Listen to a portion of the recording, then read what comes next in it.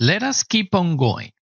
Now we are going to visit the Rhino tab, and over here under annotations, we are going to drag and drop align dimensions. Drag and drop this one. And since we already have the endpoints, the start and the end, we can connect the start to A and the end to B. And we get that result.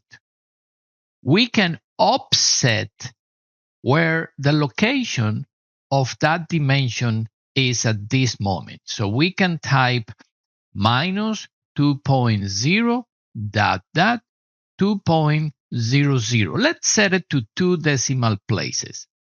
And we can connect the offset. And if we bring it, there you go. And you can pass. So I'm going to set it right there for now. So notice that we have the arrow at the start and at the end, the font, the size, etc.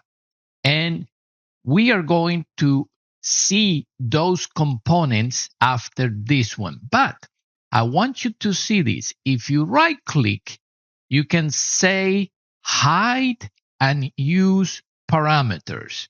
So notice that over here, we are not using the plane. So hide everything, and it makes my component a little bit smaller. Now, if you right click and set it to show all the parameters, oh my God, look at that.